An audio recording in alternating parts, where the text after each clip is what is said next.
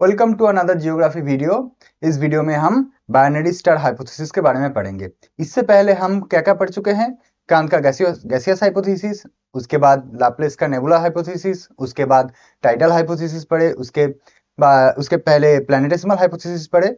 अभी हम पढ़ेंगे बाइनरी हाइपोथेसिस और बाइनरी स्टार हाइपोथेसिस। ये बाइनरी स्टार हाइपोथेसिस का जो नाम है, इससे ही पता चल रहा है कि एक स्टार नहीं, दो स्टार होगा या एक से ज्यादा होगा।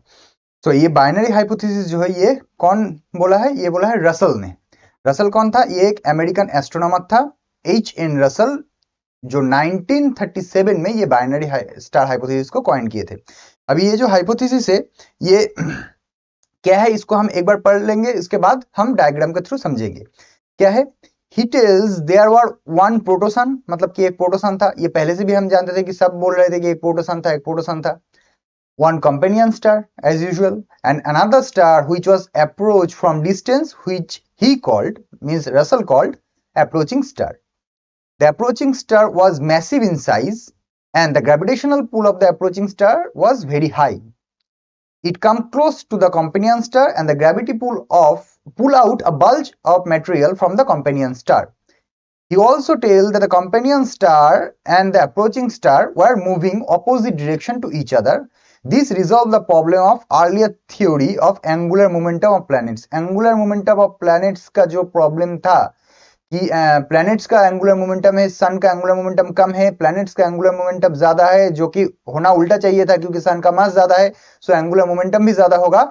ये जो प्रॉब्लम है, ये पहली बार रसल का जो हाइपोथेसिस है इसमें सॉल्व हो गया। तो सॉल्व क्या किया?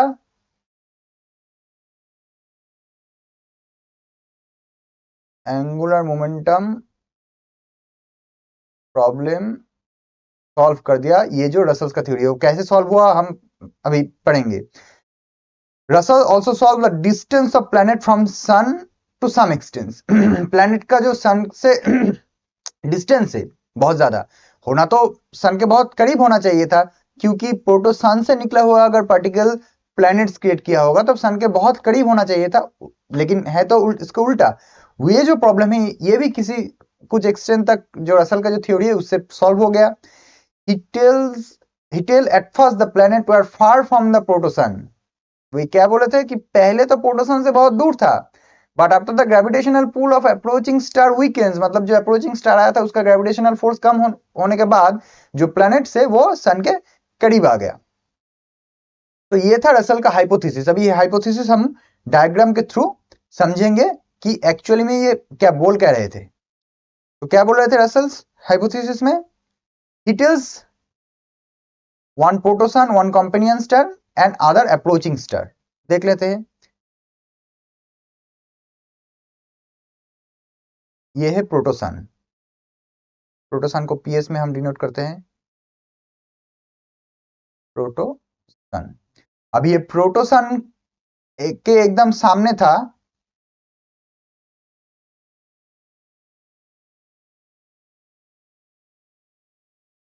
Companion star.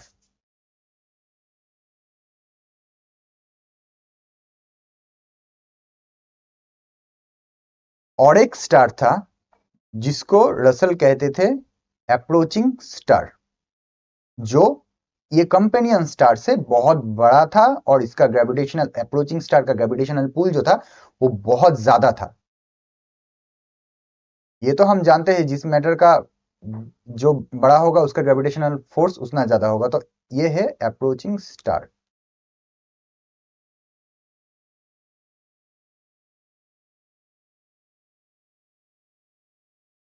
ये है अप्रोचिंग स्टार।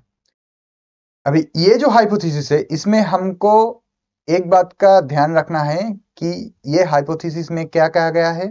ये जो कॉम्पेनियन स्टार है ये जिस तरफ मूव कर रहा है, अगर ये इस तरफ मूव कर रहा है तो अप्रोचिंग जो स्टार होगा वो ठीक उसके ऑपोजिट साइड मूव कर रहा होगा।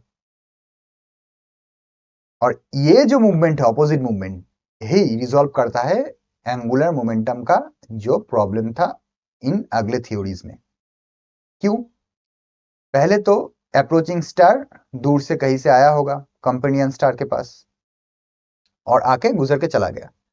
अभी जो कंपेनियन स्टार है इसका ग्रेविटेशनल पुल बहुत कम है अप्रोचिंग स्टार से। अप्रोचिंग स्टार का ग्रेविटेशनल पुल बहुत ज्यादा है। ज्यादा ग्रेविटेशनल पुल से क्या हुआ, ये कंपेनियन स्टार से कुछ मटेरियल्स ऐसे बल्ज होके बाहर निकल गया। यह कंपेनियन स्टार का मटेरियल जो बल्ज के फॉर्म में बाहर निकल गया। और हम सबको पता है कि अगर किसी चीज को, ये मटेरियल है, इसको अगर मैं यहां से फोर्स दूं और किसी और साइड, दूसरे साइड से यहां से फोर्स लगे, तो ये क्या होगा, मूव करने लगेगा, रोटेट करने लगेगा ऐसे, है ना। तो यही जो रोटेशन है, जो एंगुलर मोमेंटम है, इसी का प्रॉब्लम सॉल्व करता है ये थ्योरी। कैसे, क्योंकि जो अप्रोचिंग स्टार है उसका जो मूवमेंट था वो अगर इस तरफ है, तो कंपेनियन स्टार का मूवमेंट ठीक उसके ऑपोजिट है। तो ये जो बल्ज निकला है इसके ऊपर अप्रोचिंग स्टार का भी ग्रेविटेशनल पुल होगा। तो अप्रोचिंग स्टार का अगर बल्ज के ऊपर ग्रेविटेशनल पुल होगा तो क्या होगा, ये जो बल्ज है इसमें जो मटेरियल है उसको ये इस साइड में पुल करेगा। और कंपेनियन स्टार से निकला है, लेकिन कंपेनियन स्टार का भी तो ग्रेविटेशनल पुल होगा ना। तो कंपेनियन स्टार जो ग्रेविटेशनल पुल करेगा वो इस मटेरियल को ठीक उसके ऑपोजिट साइड खींचेगा। अगर एक दूसरे के ऑपोजिट साइड ऐसे खींचता है तो क्या होगा, रोटेशन क्रिएट होगा, मोमेंटम क्रिएट होगा। यही सॉल्व करता है जो एंगुलर मोमेंटम का प्रॉब्लम है वो, ठीक है ना। अभी ये तो गया, कंपेनियन स्टार का जो बल्ज है वो सॉल्व हो गया। अभी क्या हुआ, ये जो अप्रोचिंग स्टार है ये धीरे धीरे दूर चला गया, और ये जो बल्ज है ये क्या हुआ, प्रोटोसन का भी तो एक ग्रेविटेशनल फोर्स है। उस प्रोटोसन का ग्रेविटेशनल फोर्स की वजह से ये प्रोटोसन को रिवॉल्व करने लगा, और रिवॉल्व करते करते यह जो मटेरियल था, जो बड़ा मटेरियल था, वो एक्रेशन की वजह से प्लैनेट्स फॉर्म किए और सैटेलाइट्स फॉर्म हुआ। ये था सिंपल सा रसल का थ्योरी। अभी इस थ्योरी में बहुत सारा प्रॉब्लम है जो कि क्रिटिसिज्म की वजह से, क्रिटिसिज्म में हम जानेंगे। अभी हर एक थ्योरी में एक कोई ना कोई क्रिटिसिज्म होता ही है, तो इसमें भी क्रिटिसिज्म होगा, और क्रिटिसिज्म ठीक भी है। आपको अगर मैं बोलूं कि क्रिटिसिज्म क्या है तो आपको भी ठीक लगेगा कि अरे हाँ, ये तो क्रिटिसिज्म होना चाहिए इस बात का। पहला जो क्रिटिसिज्म है, आफ्टर अप्रोचिंग स्टार गोes far away, what happened to companion star? दोनों स्टार था ना, तीनों स्टार था, एक प्रोटोसन था, एक कंपेनियन स्टार था, एक अप्रोचिंग स्टार था। ये आके बल्ज क्रिएट किए, ये तो चला गया। तो ये कंपेनियन स्टार का क्या हुआ, इसका कोई डेफिनेशन नहीं है, इसका कोई एक्सप्लेनेशन नहीं है इस हाइपोथेसिस में। मतलब कि ये बल्ज क्रिएट किया, उसके बाद से ये बल्ज से जो रोटेशन होते होते प्लैनेट्स क्रिएट हो गया, लेकिन कंपेनियन स्टार का क्या हुआ, कोई एक्सप्लेनेशन नहीं है हाइपोथेसिस में। बहुत बड़ा क्रिटिसिज्म है कि after approaching star goes far away, what happened to the companion star. Companion star का क्या हुआ, कोई बात नहीं है। Companion star was closer to the protosun, so if the ejected matter later come closer to the protosun, why not companion star. ये जो companion star है ये तो प्रोटोसन के बहुत करीब था। अप्रोचिंग स्टार तो प्रोटोसन से बहुत दूर था। अप्रोचिंग स्टार तो कंपेनियन स्टार का क्लोज था, लेकिन कंपेनियन स्टार तो प्रोटोसन के करीब था। अगर अप्रोचिंग स्टार चला गया, उसके बाद क्या होना चाहिए था, जैसे जैसे प्रोटोसन से जो बल्ज निकला था वो जैसे कंपेनियन स्टार से जो बल्ज निकला था वो जैसे प्रोटोसन के ग्रेविटेशनल पुल के अंदर आ गया, तो क्या होना चाहिए था, कंपेनियन स्टार भी ग्रेविटेशनल पुल के अंदर आना चाहिए था ना, प्रोटोसन का पहले आना चाहिए था, लेकिन वो नहीं आया। क्या हुआ, इसका कोई एक्सप्लेनेशन नहीं है। उसके बाद, if the planets got their angular momentum from the opposite directional movement, opposite directional movement मतलब कि अप्रोचिंग स्टार इस तरफ मूव कर रहा था, कंपेनियन स्टार इस तरफ मूव कर रहा था, इसके अंदर जो मटेरियल था वो ऐसे एंगुलर मोमेंटम क्रिएट हुआ। तो अगर इस ऑपोजिट डिरेक्शनल मूवमेंट की वजह से एंगुलर मोमेंटम क्रिएट हुआ, तो वेनस और यूरेनस क्यों अपोजिट साइड में मूव करते हैं, इसका कोई एक्सप्लेनेशन नहीं है। ये जो प्रॉब्लम है ये बहुत सारा प्रॉब्लम में से एक है। इसके पहले भी हम देख चुके थे कि जो रोटेशन है, हर कोई बोल रहा था कि एंगुलर मोमेंटम क्रिएट हुआ है, एंगुलर मोमेंटम क्रिएट हुआ है, हर जो प्लैनेट है तो एक ही डायरेक्शन में घूमना चाहिए था, लेकिन वीनस है, यूरेनस है, ये ऑपोजिट डायरेक्शन में क्यों घूमते हैं। अगर ऑपोजिट फोर्स की वजह से एंगुलर मोमेंटम क्रिएट हुआ तो एक ही तरफ घूमना चाहिए था। वीनस और यूरेनस ऑपोजिट डायरेक्शन में क्यों घूमते हैं? कोई एक्सप्लेनेशन नहीं है। पिछले जो हाइपोथेसिस था उसमें भी कोई एक्सप्लेनेशन नहीं था, इसमें भी रसल का हाइपोथेसिस में भी कोई एक्सप्लेनेशन है, तो एक क्रिटिसिज्म हो गया। उसके बाद while the planets were closer to the companion star and the approaching star, why they come closer to protosun instead of them? हम सबको पता है कि पहले से हम ऐसे जानते थे कि अप्रोचिंग जो स्टार है इसका ग्रेविटेशनल पुल बहुत ज्यादा है, कंपेनियन स्टार है उसका ग्रेविटेशनल पुल भी है लेकिन अप्रोचिंग स्टार से कम है। तो जो बल्ज निकला हुआ है वो तो प्रोटोसन से बहुत दूर है। पास किसके है? पास तो अप्रोचिंग स्टार के है और कंपेनियन स्टार के है। तो होना क्या चाहिए था? ये जो बल्ज है, ये जो मेटेरियल्स है, ये जो डस्ट है, ये जो पार्टिकल्स है, ये आइदर अप्रोचिंग स्टार के रिवॉल्व करने लगा था या लगना चाहिए था, या फिर कंपेनियन स्टार को रिवॉल्व करना चाहिए था। ना ये अप्रोचिंग स्टार को रिवॉल्व किए, ना ये कंपेनियन स्टार को रिवॉल्व किए, ये जाके डायरेक्ट प्रोटोसन का ग्रेविटेशनल पुल की वजह से प्रोटोसन को रिवॉल्व करने लगे इन दोनों को छोड़ के। ताकि होना उल्टा चाहिए था कि जो पार्टिकल्स था वो तो कंपेनियन स्टार और अप्रोचिंग स्टार के बहुत पास था, तो रिवॉल्व तो करना चाहिए था उनको, लेकिन वो वहां से प्रोटोसन का ग्रेविटेशनल पुल में आके प्रोटोसन को रिवॉल्व करने लगे और प्रोटोसन बन गया हमारा सन और प्लैनेट प्रोटोसन को रिवॉल्व करने लगे। तो ये कैसे हुआ? कोई एक्सप्लेनेशन नहीं है। फिर there was no explanation where about the approaching star. फिर से वही एक प्रॉब्लम, ये जो इनफाइनाइट स्पेस है उनमें से ऐसे अप्रोचिंग स्टार कहां से आ रहा है जो आके हमारा कंपेनियन स्टार के कहीं कहीं में हम देख रहे हैं कि कोलिजन हो रहा है, कहीं पे देख रहे हैं कि कंपेनियन स्टार के एकदम पास से निकल रहा है, कहीं पे देख रहे हैं कि प्रोटोसन के एकदम पास से निकल रहा है, लेकिन कहां से आ रहा है और कहां पे जा रहा है जो इंट्रूडिंग स्टार आ रहा है उसका कोई एक्सप्लेनेशन नहीं है। तो ये था जो रसल का जो हाइपोथेसिस है उसका क्रिटिसिज्म। तो हाइपोथेसिस क्या था? हाइपोथेसिस को अगर हम ब्रीफ में समझेंगे तो there were 3 star, 1 protosun, 1 companion star and another approaching star जो कंपेनियन स्टार से बहुत बड़ा था और उसका ग्रेविटेशनल पुल कंपेनियन स्टार से बहुत ज्यादा था, पहला। उसके बाद अप्रोचिंग स्टार जिस डायरेक्शन में मूव कर रहा था, कंपेनियन स्टार ठीक उसके ऑपोजिट डायरेक्शन में मूव कर रहा था।